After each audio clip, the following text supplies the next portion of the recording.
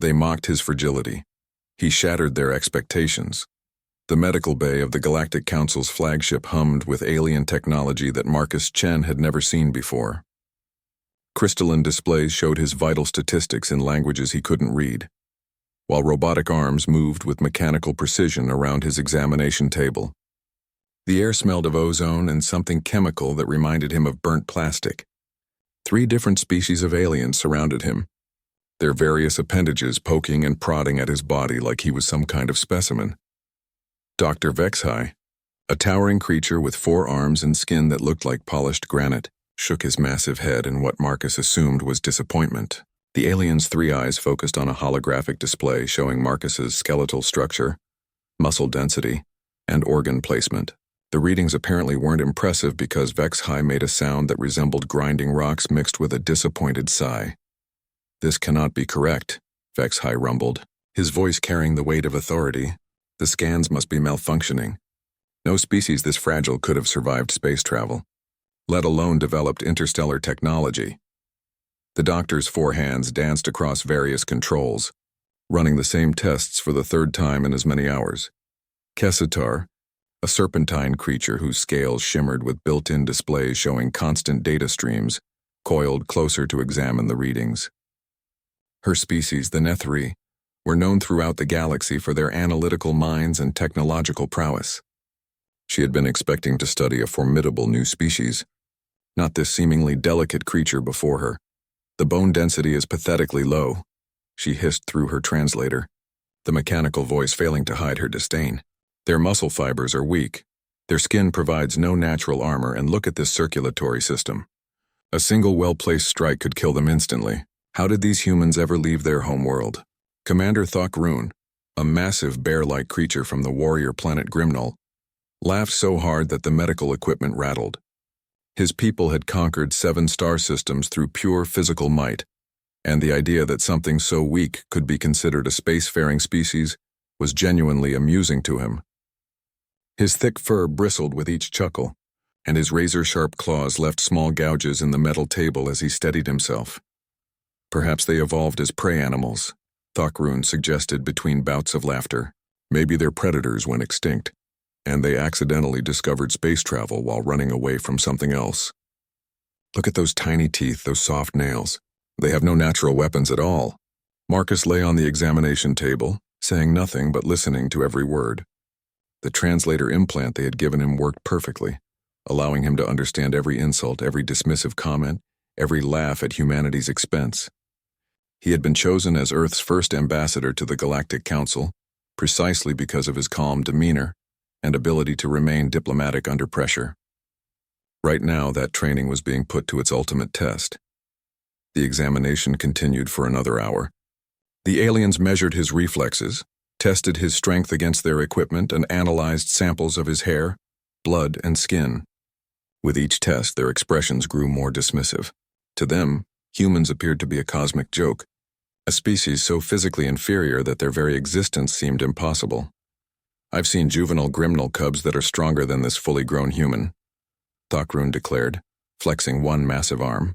"Their bone structure would collapse under twice our planet's gravity. How did they even develop tools with such weak grip strength?" Dr. Vexhai pulled up a holographic comparison chart showing Marcus next to representatives of the major galactic species. The human form looked pitiful in comparison. Where other species had natural armor, enhanced bone density, redundant organs, or built-in weapons, humans had smooth, vulnerable skin and a body that seemed designed for a world without any real dangers. "Perhaps they are an artificial species," suggested Kessitar, her scales shifting to display new data patterns, created by some other race as servants or pets. That would explain the lack of natural defenses. They were never meant to be independent. "The human claims his species developed space travel on their own," Vexhai noted, checking his records. "They apparently had something called wars on their homeworld. I find this difficult to believe. What could creatures this weak possibly fight about? Food distribution? Mating rights? Surely any real conflict would have driven them to extinction." Marcus finally spoke, his voice calm and measured despite the growing irritation he felt. "We fought about many things. Territory, resources, ideologies, religion. We had thousands of years of warfare before we achieved spaceflight. The three aliens exchanged glances that clearly conveyed their disbelief. The idea that these fragile creatures could engage in warfare was absurd to them. In their experience, only the strong survived to develop advanced technology. Species that couldn't defend themselves became extinct or enslaved long before reaching the stars. Warfare? Thokrand's laugh boomed through the medical bay. What did you use as weapons? Sharp sticks? Thrown rocks. I could defeat your entire military with my bare hands. We developed progressively more effective weapons, Marcus replied simply. We learned to compensate for our physical limitations through technology and strategy. Kestar's scales rippled with amusement as she pulled up Earth's preliminary files on her biological display system. According to our scouts' reports, your species has something called nuclear weapons. Surely this is an exaggeration. No species would be foolish enough to create weapons that could destroy their own planet. We created thousands of them, Marcus confirmed, enough to destroy our world several times over. The three aliens fell silent for a moment, processing this information. Then Dr. Vexai shook his head dismissively. Impossible. Your species lacks the physical capability to handle such dangerous materials. You would have poisoned yourselves during the development process. We lost many people learning how to harness nuclear energy safely, Marcus admitted. We made mistakes. We learned from them. This conversation is becoming tedious, Thokrand declared, his patience wearing thin. Clearly this human is either lying or severely misinformed about his species' capabilities. No creature this weak could survive the rigors of developing such technology. The examination concluded with the three aliens filling out their reports, classifying humanity as a minor species, requiring protection and guidance from more advanced civilizations. In their assessment, humans were physically inferior, technologically primitive despite their claims, and likely to need constant supervision to prevent them from accidentally destroying themselves. As Marcus was escorted to his temporary quarters aboard the flagship, he could hear the aliens continuing their discussion about humanity's obvious limitations. They spoke about implementing protection protocols, establishing monitoring stations around Earth, and assigning a guardian species to oversee human development. None of them suspected that they had just made the greatest mistake in galactic history. They had looked at humanity's greatest strength and dismissed it as fatal weakness. In their universe, power meant physical superiority, natural weapons, and individual might. They had never encountered a species that had learned to overcome every limitation through pure determination, creativity, and an absolute refusal to accept defeat. Marcus smiled quietly to himself as he entered his quarters. Tomorrow the real demonstration would begin. The next morning, Marcus found himself in the Galactic Council's main assembly hall, a massive chamber that could hold representatives from over 200 different species. The architecture was impressive, with crystalline walls that shifted colors based on the emotional state of the majority present, and floating platforms that adjusted to accommodate beings of vastly different sizes and environmental needs. Council Chairman Vorthak, a dignified creature resembling a cross between an octopus and a tree, called the session to order with a harmonic tone that resonated through specialized speakers. His tentacle-like appendages moved in complex patterns as he addressed the assembly, each gesture carrying diplomatic significance that had been refined over thousands of years. We gather today to discuss the petition for membership from the species known as humans, Vorthak announced, his translated voice carrying formal authority. Dr. Vexai will present his medical assessment of their representative. Dr. Vexai rose from his platform, his forearms manipulating holographic displays that showed detailed scans of Marcus's physiology. The images rotated slowly, highlighting every perceived weakness and limitation. Murmurs of surprise and amusement rippled through the assembly as the various species observed humanity's apparent frailty. Distinguished colleagues, Vexai began, I have conducted extensive examinations of the human specimen. My findings are disturbing. This species possesses bone density 60% lower than galactic average, muscle mass that would be considered severely atrophied in most species, and skin so thin that minor impacts could cause serious injury. The holographic display zoomed in on Marcus's cardiovascular system, showing the single heart and linear blood flow that seemed primitive compared to the redundant systems most galactic species had evolved. Several council members made sounds of disgust or pity as they observed what they perceived as critical design flaws. Furthermore, Vexai continued, They lack any natural weapons, armor, or defensive capabilities. No claws, no venom, no protective scales or carapace. They appear to be a species that somehow survived, despite being perfectly designed for extinction. Representative Gorthmal from the Destroyer caste stood up, his massive frame causing his platform to lower significantly to accommodate his weight. The Destroyers were known throughout the galaxy as one of the most physically formidable species, capable of tearing through metal with their bare hands and surviving in the vacuum of space for short periods. "This is absurd," Gorthmal declared, his voice carrying the authority of someone accustomed to being obeyed. "How can we seriously consider membership for a species that wouldn't survive a standard combat trial? Our initiation rites alone would kill them." Other council members began voicing similar concerns. The Velthari representative pointed out that humans couldn't survive in most standard galactic environments without life support. The Crystalline Collective noted that human mental processing speeds appeared insufficient for advanced technological integration. The hive mind delegates questioned whether individual consciousness was even a viable evolutionary path. Marcus remained seated in the designated area for petitioning species, listening to each criticism with growing interest rather than offense. He had expected this reaction. Earth's xenobiologists had prepared him for exactly this scenario after studying the limited information available about galactic species and their cultures. "The question before us," Chairman Vorthak said, "is whether we should grant membership to a species so obviously requiring our protection, or whether we should classify them as a protected developing species under the Nurturing Protocol." The Nurturing Protocol was something Marcus had learned about during his preparation. It was essentially galactic colonialism disguised as benevolence. Species deemed too weak or primitive to govern themselves were placed under the protective guidance of more advanced civilizations. Their worlds became resource extraction sites, their populations became labor forces, and their development was carefully controlled to prevent them from ever becoming truly independent. Counselor Jexby, a graceful being whose species had mastered gravity manipulation, floated toward the center of the assembly. "I propose we implement immediate protection protocols for Earth. This species clearly cannot survive without guidance. Their primitive technology and fragile biology make independence impossible." "Agreed," rumbled Thockrun from his platform. "We should establish garrison forces in their system to protect them from raiders and pirates. Their weakness would make them easy targets for slavers." Marcus stood up, and the subtle movement caused a ripple of attention through the assembly.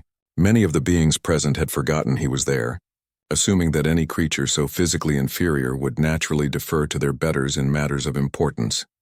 "Honored council members," Marcus said, his voice clear and steady despite the massive chamber and hundreds of alien beings focused on him. "I appreciate your concerns about my species' welfare. However, I believe there may be some misunderstandings about human capabilities." Several council members made sounds that the translator interpreted as amusement or condescension.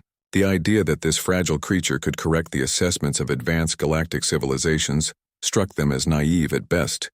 "Young human," Vorthak said in a tone one might use with a confused child, "we understand that accepting help can be difficult for emerging species.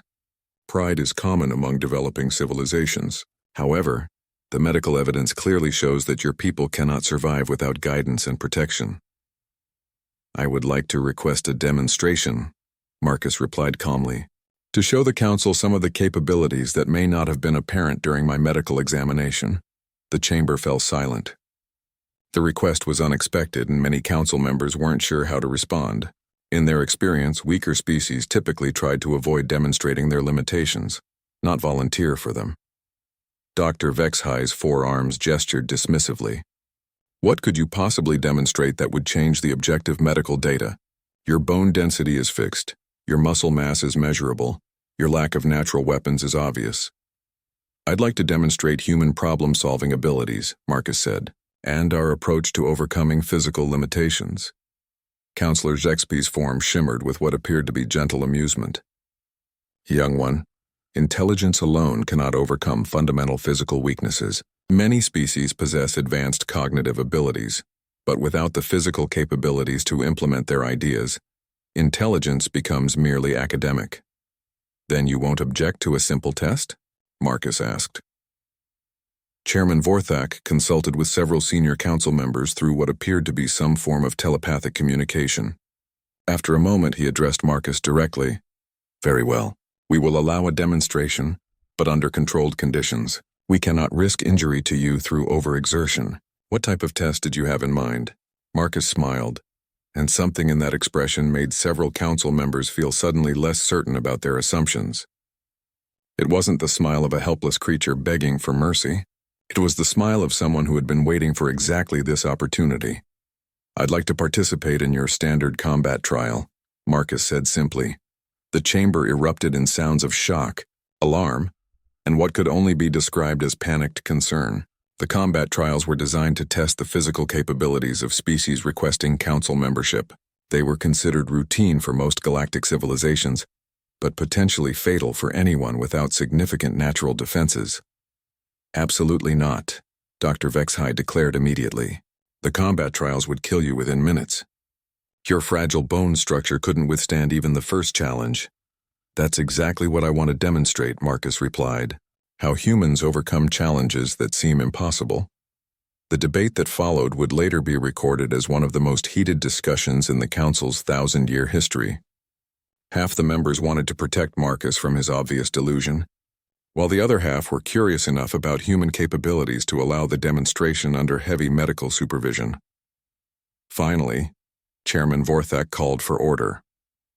"The human will be permitted to attempt one modified combat trial, with full medical monitoring and immediate intervention protocols. However, at the first sign of serious injury, the trial will be terminated." As the session adjourned and preparations began for the trial, none of the council members noticed Marcus quietly activating a small communication device. His message to Earth was simple: send the equipment. The real demonstration was about to begin. The combat arena aboard the Galactic Council flagship was a marvel of engineering, capable of adjusting its environment to test species under conditions ranging from underwater combat to zero-gravity warfare. For Marcus's trial, they had selected what they considered the most basic challenge: a simple obstacle course designed to test agility, strength, and problem-solving under pressure. The course stretched across a space the size of several football fields, featuring barriers that required climbing, gaps that demanded jumping, and weighted objects that needed to be moved to progress. For most galactic species, it was considered elementary training. For a human, the council members expected it to be impossible.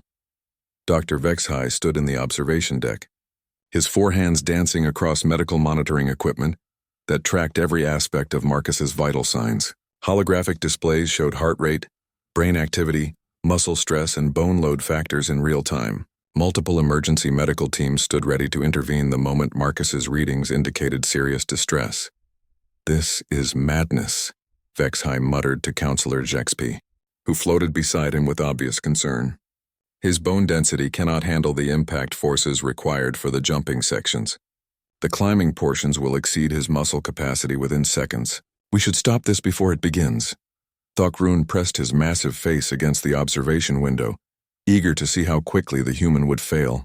In his experience, weak species always overestimated their abilities until reality taught them harsh lessons. He expected Marcus to collapse exhausted after the first few obstacles, if he even made it that far. Down in the arena, Marcus stood at the starting line wearing his standard Earth-issue clothing. He had politely declined the offer of protective gear, explaining that it would interfere with his demonstration. The first obstacle was a 3-meter wall that participants were expected to climb using only their natural abilities. The starting signal echoed through the arena, and Marcus began moving. Instead of attempting to climb the wall directly, he examined it carefully for several seconds, running his hands along its surface and testing different sections. The watching aliens exchanged glances of confusion.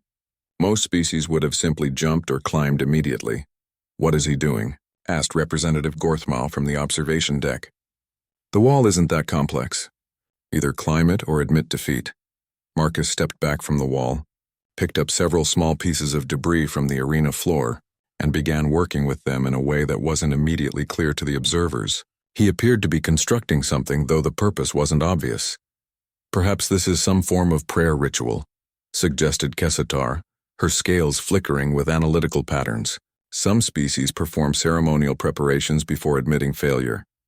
What Marcus had actually done was create a simple lever system using debris as tools and the wall's base as a fulcrum. Physics was physics, regardless of which planet you were on, and humans had spent millennia learning to use tools to multiply their effective strength. When he activated his improvised lever, a section of the wall's base shifted, creating handholds that made climbing significantly easier. Fascinating, Chairman Vorthak observed from his position. He's modified the obstacle rather than attempting to overcome it through brute force. Marcus scaled the wall using his improvised handholds, moving with efficient precision rather than raw power. His movements were calculated and deliberate, conserving energy while maintaining steady progress. At the top, instead of dropping down to the other side as most species would, he spent time examining the next obstacle and planning his approach. The second challenge was a series of weighted objects that needed to be moved from one platform to another. The weights were calibrated for species with much greater physical strength than humans possessed. Most participants simply picked them up and carried them across. Marcus tried lifting one and immediately realized it was far too heavy for his muscles to handle directly. "There," Dr. Vexhai said with evident relief. "He's reached his physical limitations. Now he'll be forced to admit defeat and we can end this safely." Instead, Marcus began examining the platform structure and the weighted objects themselves. He discovered that the platforms had slight inclines, and that several of the weights had irregular shapes that could be utilized in unexpected ways. Working methodically, he created a simple rolling system using the platform's incline and the object's shapes to move them without lifting. "He's treating it like a puzzle," Counselor Jexby observed with growing interest. "Most species approach these challenges as tests of physical capability." "Because they are tests of physical capability," Thakroon rumbled. "He's cheating." "Actually," Chairman Vorthak said thoughtfully, "the rules simply state that the objects must be moved from one platform to the other. They don't specify how." The third obstacle was designed to test jumping ability, a series of gaps that required participants to leap from platform to platform across open space. The distances were calculated for species with much more powerful leg muscles than humans possessed. It seemed impossible for Marcus to complete this section.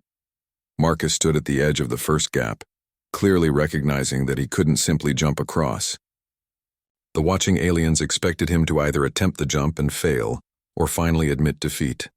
Instead, he began examining the arena's structural elements that surrounded the jumping section. "What is he looking for now?" Representative Gorthmal asked with growing irritation. "There's nothing to examine. Either jump or don't jump." Marcus had noticed that the arena's lighting system included suspended support cables that passed over the jumping section. The cables were designed to be invisible to most galactic species' vision spectrums, but human eyes could detect them. More importantly, the cables were strong enough to support weight. They had to be, since they carried the massive lighting arrays. Using pieces of equipment that had been scattered throughout the arena as obstacles, Marcus fashioned a simple grappling hook and rope system. It wasn't elegant, but it was functional. When he swung across the first gap using his improvised equipment, a murmur of surprise rippled through the observation deck. "That's definitely cheating," Thakroon declared. "No," Chairman Vorthak said slowly. "That's problem solving."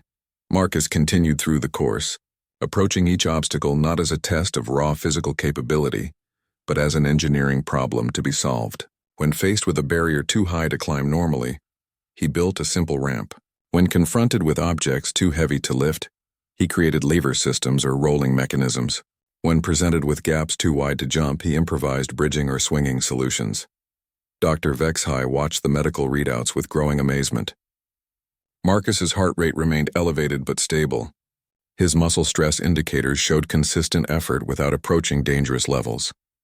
His brain activity patterns revealed intense, problem-solving focus rather than the panic or exhaustion that would be expected from a creature attempting impossible physical tasks. His approach is completely different from any species we've observed, Vexhai noted. He's not trying to overcome his physical limitations. He's making them irrelevant. As Marcus approached the final obstacle, a complex maze that required both strength and agility to navigate quickly, something unexpected happened. His previously requested equipment arrived from Earth. A small transport ship had docked with the flagship, delivering several cases of human technology that Marcus had specifically requested for his demonstration. "What is that?" Counselor Jexby asked as Marcus opened the first case. Inside was something that looked deceptively simple to galactic eyes. A collection of metal and plastic components that seemed primitive compared to their advanced technologies. The aliens didn't recognize it immediately, but humans would have identified it instantly as a basic powered exoskeleton technology that was still experimental on Earth but functional enough for demonstration purposes. Marcus began putting on the exoskeleton with practiced efficiency, connecting power sources and calibrating control systems with movements that spoke of extensive training. As the system came online, servo motors whined softly and status lights indicated full operational readiness. "Now," Marcus said, his voice carrying clearly through the arena's communication system, "let me show you what humans can do when we stop accepting limitations." The final obstacle that would have required Marcus to crawl through narrow spaces, lift heavy barriers, and move with agility that his natural body couldn't provide, suddenly became trivial. The exoskeleton multiplied his strength by a factor of 10 and enhanced his speed and precision beyond natural human limits.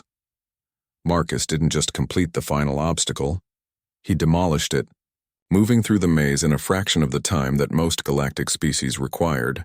The watching aliens stared in stunned silence as this supposedly weak creature used technology to transform himself into something that surpassed many of their own physical capabilities. When Marcus reached the finish line and deactivated the exoskeleton, the arena fell completely silent. The demonstration was over, but the real impact was just beginning to sink in. The council members had been looking at Hugh. The emergency council session convened within hours of Marcus's demonstration. The massive assembly hall buzzed with agitated conversations in dozens of alien languages as representatives tried to process what they had witnessed. The orderly, predictable universe of galactic politics had suddenly become much more complicated. Chairman Vorthak called for order, but the discussions continued. Species that had dominated galactic affairs for millennia were suddenly questioning fundamental assumptions about evolution, technology, and the nature of strength itself. The crystalline walls of the chamber shifted through rapid color changes, reflecting the emotional turbulence of the assembly. Dr. Vexai stood at his platform, surrounded by holographic displays showing detailed analysis of Marcus's performance and the human technology he had employed. His forehands moved frantically as he attempted to explain readings that challenged everything he thought he knew about biological limitations and technological integration. The exoskeleton demonstrates unprecedented integration of biological and mechanical systems. Vexai reported to the assembly. The human's neural interface with the technology shows adaptation rates that exceed theoretical maximums for most known species. They've essentially eliminated the boundary between natural ability and technological enhancement. Representative Gorthmal's massive frame trembled with what appeared to be barely controlled rage. The destroyer caste had built their entire civilization on the principle that physical strength determined dominance. The idea that technology could allow weak creatures to surpass natural warriors challenged the foundation of everything his people believed. "This is an abomination," Gorthmal declared, his voice carrying the authority of someone accustomed to being the most dangerous thing in any room. "They've corrupted the natural order. Strength should come from evolution, from genetic superiority, not from artificial enhancements." Kestar's scales rippled with complex data patterns as she processed the implications of what she had observed. Her species prided themselves on technological advancement, but they had always viewed technology as separate from biology. The human approach of seamless integration opened possibilities that the Nethri had never considered. "The efficiency is remarkable," she admitted reluctantly. "Their technology doesn't just supplement their abilities, it transforms them entirely." The human maintained complete control throughout the demonstration, as if the exoskeleton was a natural extension of his body. Counselor Jexby floated in slow, agitated circles above her platform. The gravity-manipulating species had achieved their advancement through mental discipline and technological mastery, but they had never imagined combining the two so completely. This raises disturbing questions about the nature of advancement itself. If any species can use technology to exceed natural limitations, what meaning do our evolutionary achievements have? Marcus sat in the designated area for the petitioning species, listening to the debate with careful attention. He had expected strong reactions, but the depth of the aliens' disturbance was greater than Earth's xenobiologists had predicted. These species had apparently built their entire galactic civilization on concepts that humanity had abandoned thousands of years. Ego Thokran stood from his platform with enough force to cause vibrations throughout the chamber. His warrior instincts were telling him that humanity represented a threat unlike anything the galaxy had encountered. We're discussing this wrong. The question isn't whether their technology is impressive. The question is whether we can allow such dangerous thinking to spread. Dangerous thinking? Chairman Vorthak asked, though his tone suggested he was beginning to understand Thokran's concern. They refused to accept natural limitations, Thokran explained, his voice carrying the weight of someone who understood the implications. Every species in this galaxy has learned to work within their biological constraints. We've built our entire civilization on the principle that each species has natural strengths and weaknesses that define their role in galactic society. The chamber fell silent as the council members began to grasp the true scope of what they were confronting. It wasn't just about one species using technology to enhance their capabilities. It was about a fundamental philosophical approach that could destabilize the entire galactic order. Humans don't accept roles, Thokran continued. They don't accept limitations. They don't accept weakness. If other species learn this approach, everything changes. Representative Vorthak from the Aquatic Collective emerged from his water-filled environmental suit to speak. Our species has always accepted that we cannot survive on land-based worlds. We've built our civilization around this constraint. But if we adopted human thinking, you'd develop environmental suits and terraforming technology, Marcus said quietly, speaking for the first time since the session began. You'd make every world an aquatic world if you wanted to. The implications rippled through the assembly like a shockwave. Every species present began to consider their own accepted limitations in a new light. The crystalline collective had always been confined to high-radiation environments. The hive mind delegates had never imagined individual consciousness.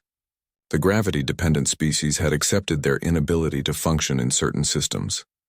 This is exactly what we feared, Dr. Vexhai said, his voice carrying new understanding. Humans don't just use technology to overcome weaknesses.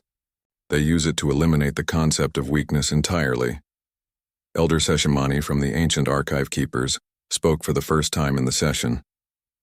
Her species was among the oldest in the galaxy, and their perspective on long-term consequences carried enormous weight among the council members. In our records, we have observed the rise and fall of thousands of civilizations, she said, her translated voice carrying the weight of eons. The successful species have always been those that understood their place in the natural order. The extinct species were those that tried to exceed their natural boundaries. Marcus stood up, and the simple movement caused the entire assembly to focus on him. With respect, Elder Seshimani, every species in this chamber has exceeded their natural boundaries. You've all developed space travel, energy weapons, and technologies that your ancestors could never have imagined. The only difference is that humans refuse to stop. There are limits, Chairman Vorthak insisted, natural laws that cannot be overcome. Maybe, Marcus agreed. But we won't know what those limits are until we test them. And when we find them, we'll look for ways around them. The debate continued for hours, but Marcus could see that the real discussion was happening in the subtle communications between species representatives. They were trying to decide not whether to grant humanity membership in the Galactic Council, but whether humanity was too dangerous to exist. Finally, Chairman Vorthak called for a recess. The Council will deliberate on this matter. The human representative will remain confined to quarters pending our decision. As security escorts approached to accompany Marcus back to his quarters, he activated his communication device once more. His message to Earth was even simpler than before. They understand now. The galaxy's most advanced civilizations were beginning to realize that they had encountered something unprecedented. Humanity didn't just represent a new species.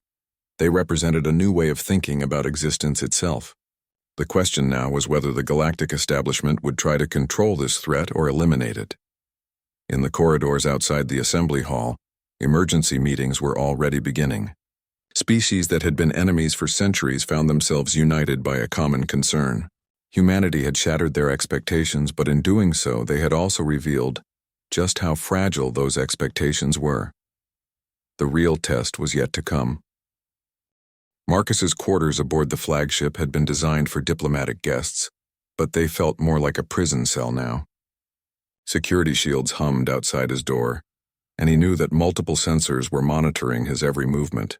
The aliens weren't taking any chances with their dangerous visitor. Through the large observation window, Marcus could see the activity in the flagship's main docking bay. Ships were arriving constantly, vessels from species that hadn't participated in regular council sessions for decades. Word of humanity's demonstration had spread throughout the galaxy with unprecedented speed, and everyone wanted to witness the aftermath firsthand. The communication device in his quarters chimed with an incoming message. Marcus activated the holographic display, expecting to see another formal announcement about council proceedings. Instead, he found himself face-to-face with Elder Seshimani, the archive keeper who had spoken during the emergency session. "Human Marcus," she said, her ancient voice carrying weight that seemed to press against his consciousness. "I wish to speak with you privately before the council renders its final judgment." Within minutes, the security field outside Marcus's quarters deactivated, and Elder Seshimani entered accompanied by a small floating device that projected privacy shields around them.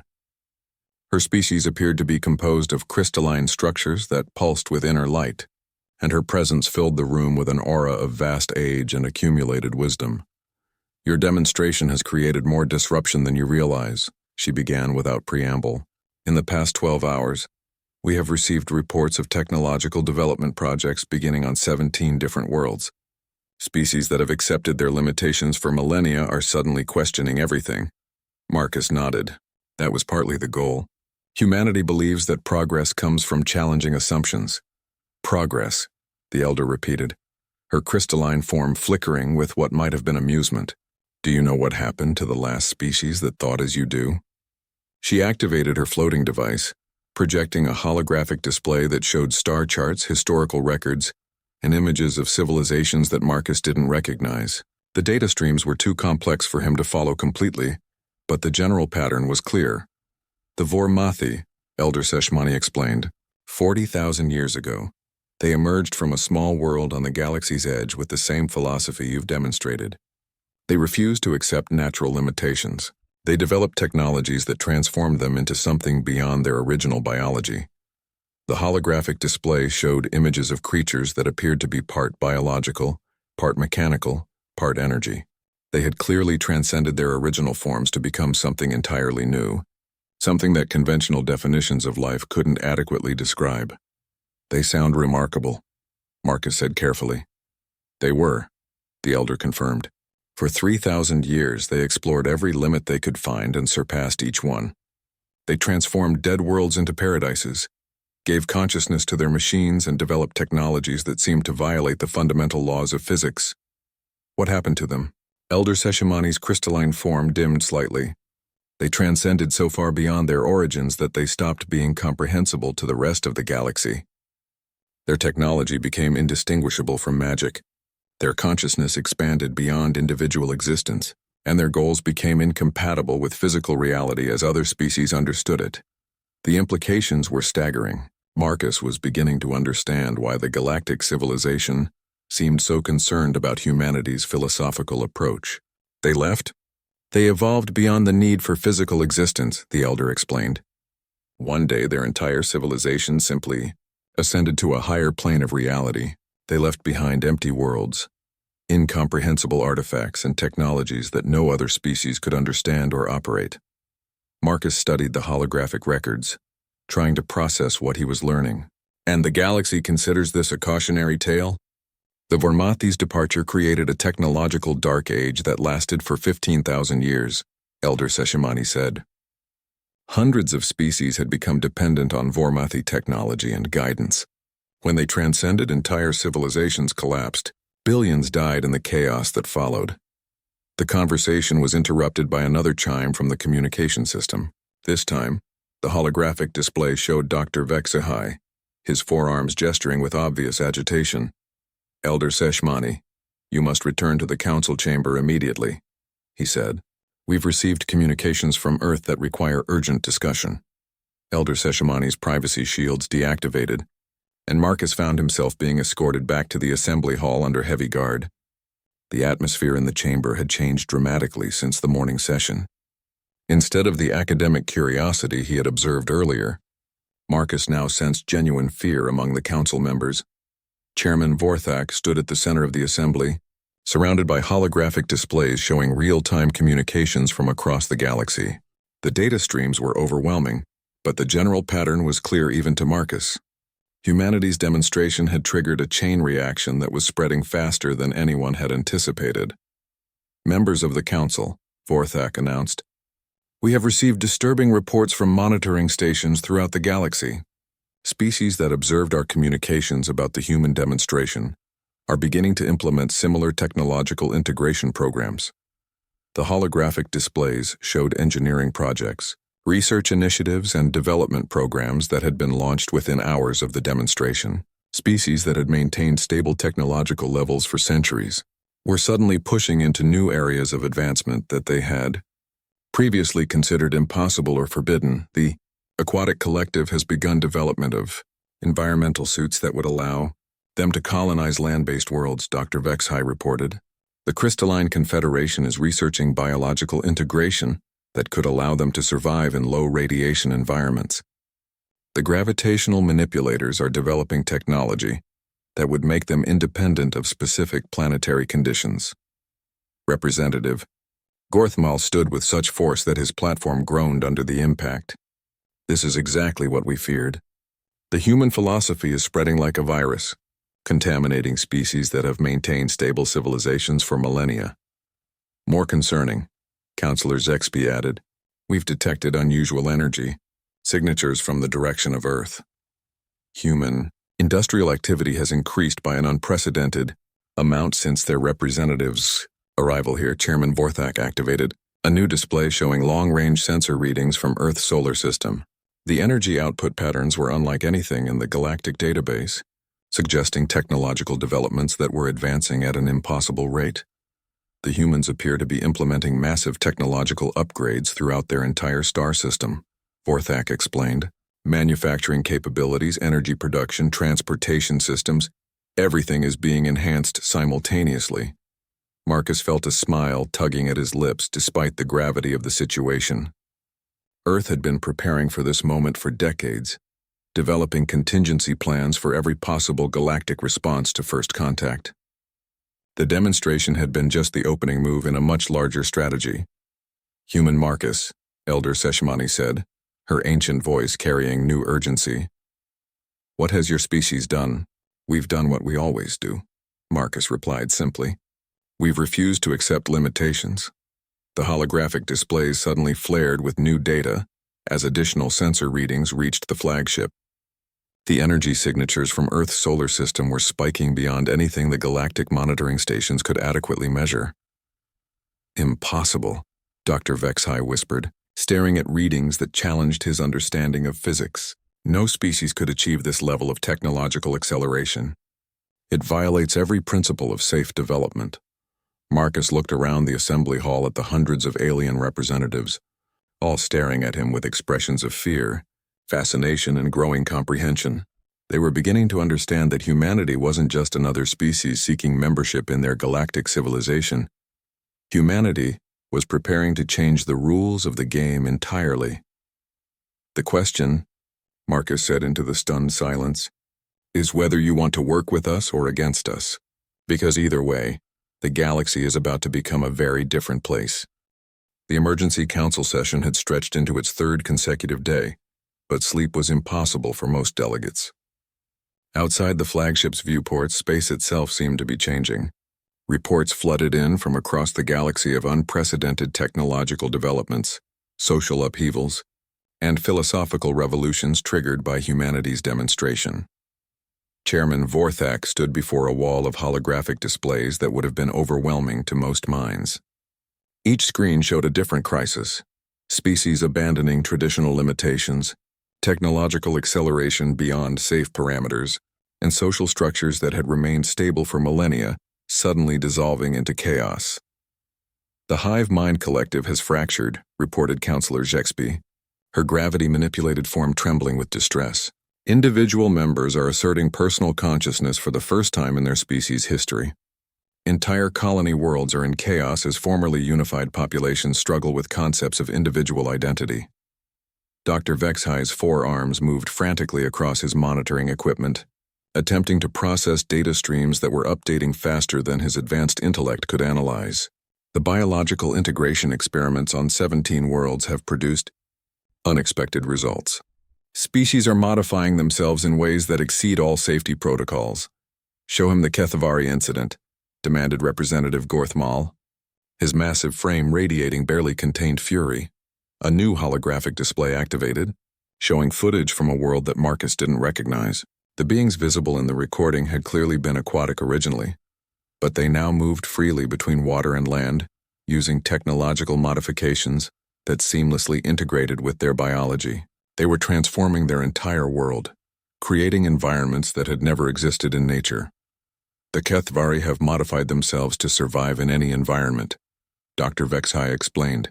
Ocean, land, vacuum, extreme temperatures. They've eliminated every environmental constraint that previously defined their existence. They're destroying themselves, Thokkarun growled.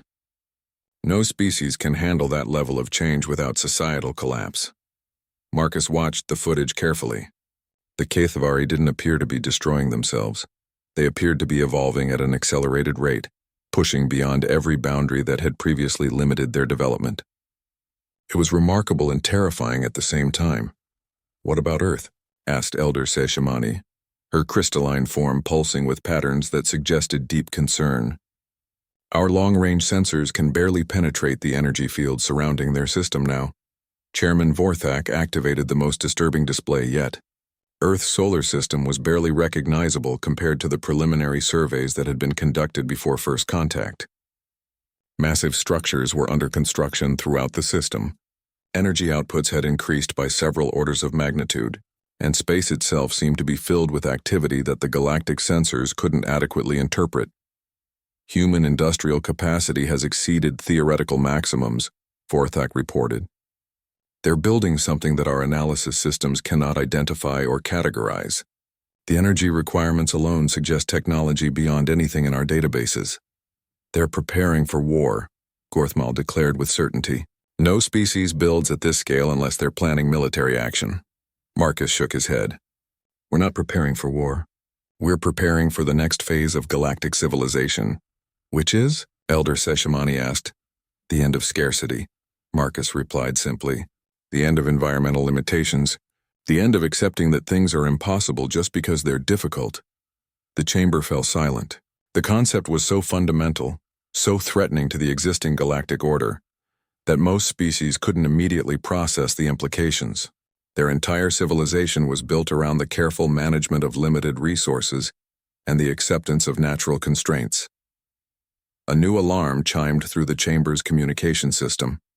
An emergency message was arriving from the Galactic Monitoring Network. Priority 1 classification with immediate council attention required. Incoming vessels detected at the system's edge, announced the automated system.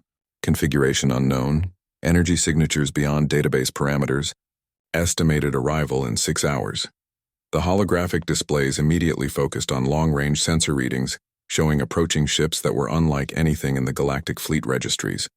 They were massive, sleek, and surrounded by energy fields that suggested technological capabilities that shouldn't have been possible for a species that had just achieved interstellar travel.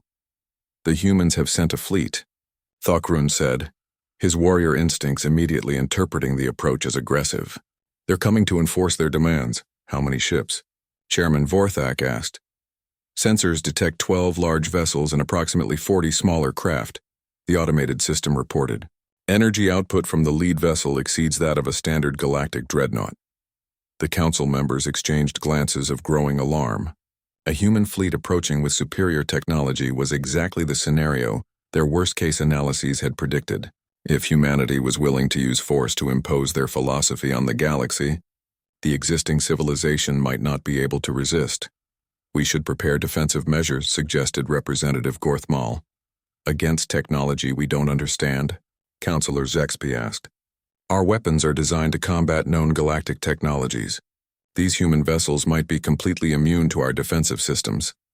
Marcus activated his personal communication device, and every weapon in the chamber immediately focused on him. The aliens were no longer taking any chances with their dangerous guest. "I'm requesting permission to speak with the approaching fleet," Marcus said calmly. "I think there may be some misunderstandings about their intentions. You'll speak to them under full monitoring and with restricted communications protocols," Chairman Vorthak declared. "Any attempt to coordinate hostile action will result in immediate containment." The communication link established, and Marcus found himself speaking with Captain Sarah Chen, the commander of Earth's first interstellar diplomatic mission. She was also his sister, a detail that hadn't been included in his official biographical information. "Marcus, how's the diplomatic situation?" Sarah asked, her image appearing in a holographic display that the entire council could observe. "Complicated," Marcus replied. "The council is concerned about your approach vector and the size of your fleet." Sarah's expression shifted to what Marcus recognized as barely contained amusement. "Fleet, Marcus, this isn't a military mission.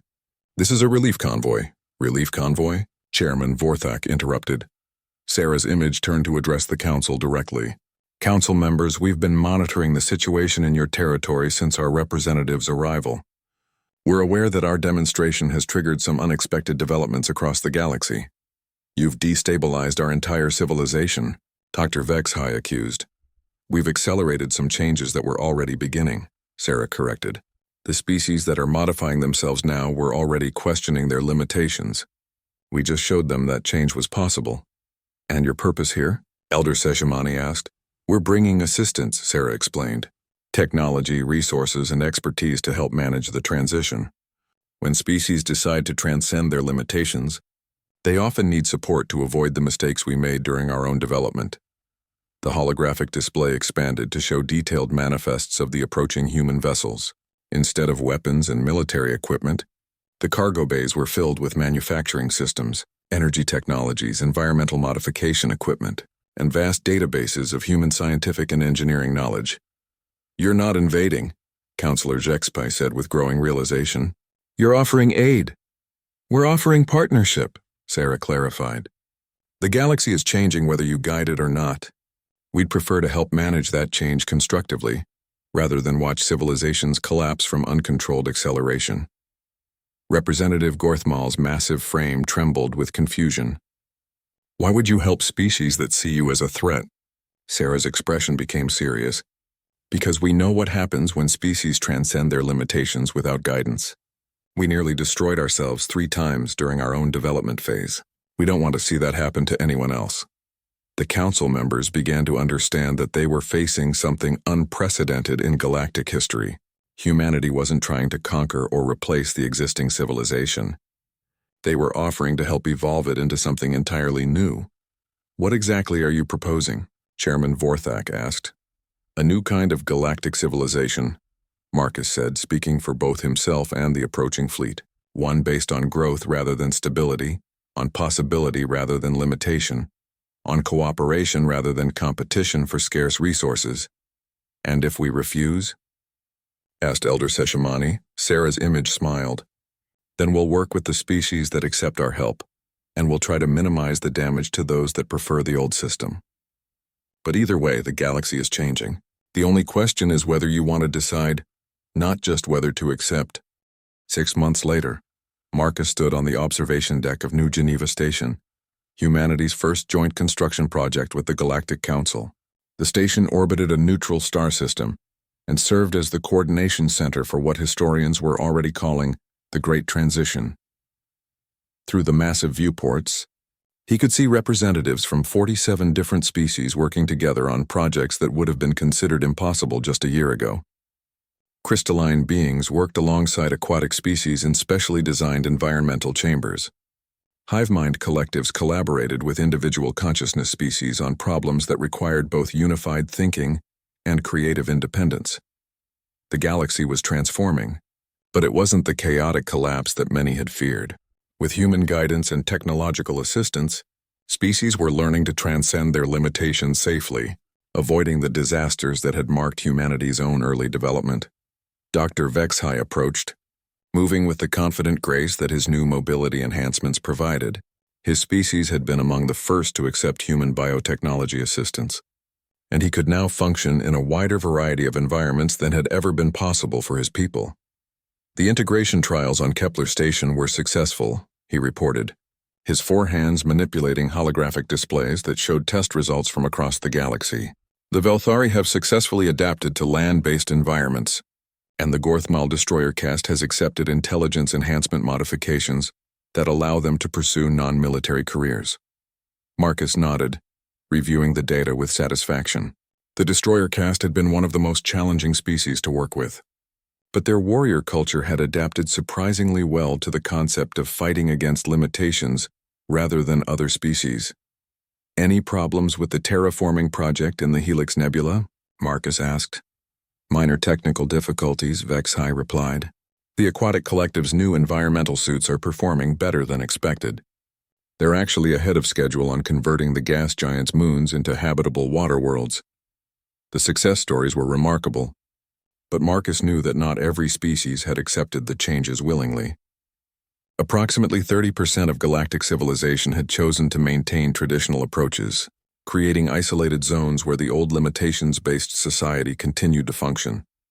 Elder Seishmani materialized nearby, her crystalline form now enhanced with quantum processing arrays that allowed her to exist simultaneously, in multiple dimensional phases. Her archive keeper species had embraced transcendence more enthusiastically than any other, seeing it as the logical continuation of their role as galactic historians. I've completed the comparative analysis you requested, she said, her voice now carrying harmonics that could communicate directly with electronic systems. The civilizations that have embraced transcendence show advancement rates 40 times faster than the control groups that maintain traditional limitations. And stability? Marcus asked. Social cohesion has actually improved, Elder Seshmani reported. When species no longer compete for limited resources or struggle against environmental constraints, most forms of interspecies conflict become irrelevant. Through the viewport, Marcus could see the arrival of another human fleet, this one carrying the latest breakthrough in consciousness transfer technology. Humanity had been sharing their advances freely with any species interested in collaboration, accelerating the rate of galactic development beyond anything previously imagined. Captain Sarah Chen's voice echoed through the station's communication system as her ship docked with the central hub. Marcus, we need to discuss the latest reports from the Transcendence Monitoring Network. Within minutes, Sarah had joined the group on the observation deck, her expression carrying a mixture of excitement and concern that Marcus recognized from their childhood. She activated a holographic display showing long-range sensor readings from across the galaxy. We've detected unusual energy signatures from the Vormathi ruins, she announced. The sites that have been dormant for 40,000 years are showing signs of renewed activity. The implications hit everyone simultaneously. The Vormathi were the species that Elder Seshmani had described, the previous civilization that had transcended physical existence and disappeared into higher dimensional planes. Their ruins were scattered throughout the galaxy, containing technologies that no known species could understand or operate. Impossible, Dr. Vexhai said, his enhanced cognitive systems running rapid analysis of the data. The Vormathi ruins have been thoroughly studied. They show no signs of active technology. They do now, Sarah confirmed, and the energy patterns match the quantum signatures we've been detecting from our most advanced transcendence experiments. Elder Seshmani's form flickered with patterns that indicated intense computational activity. If the Vormathi technology is responding to current galactic developments, it suggests a level of sophistication we haven't previously understood. Or, Marcus said thoughtfully, it suggests that the Vormathi never actually left. The observation deck fell silent as everyone processed the possibility.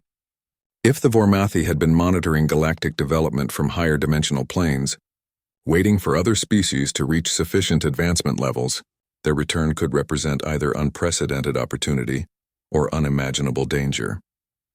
The energy signatures are strengthening, Sarah reported, monitoring real-time updates from across the galaxy. Whatever the Vormathi technology is responding to, it's reaching critical activation thresholds. Chairman Vorthak's voice echoed through the station's emergency communication system. All senior staff to the main conference chamber immediately. We have received a transmission from an unknown source. The group rushed to the conference chamber where they found representatives from every major galactic civilization gathered around a central holographic display. The transmission was unlike anything in their databases. It existed in multiple dimensions simultaneously and carried information that seemed to bypass normal sensory processing entirely.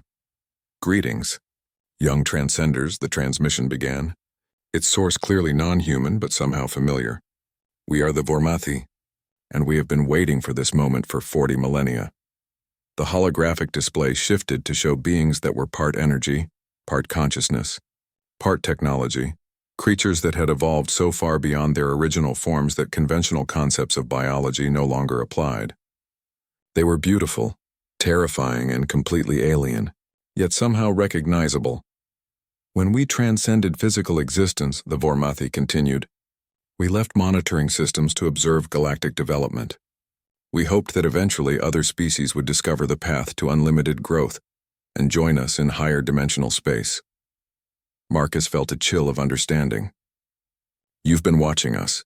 We have been waiting for you, the Vormathi confirmed. The humans have triggered the phase of galactic evolution we have been anticipating. Your refusal to accept limitations has awakened the same spirit in other species. The galaxy is finally ready for true transcendence. The implications were staggering. Humanity hadn't just changed galactic civilization, they had prepared it for contact with beings that existed beyond the normal boundaries of space and time. What happens now? Elder Seshmani asked. Now the real adventure begins, the Vormathi replied. The galaxy you have known was merely the nursery. Beyond the limitations of physical space, beyond the constraints of individual consciousness, beyond the boundaries of single-dimensional existence, lies a universe of infinite possibility.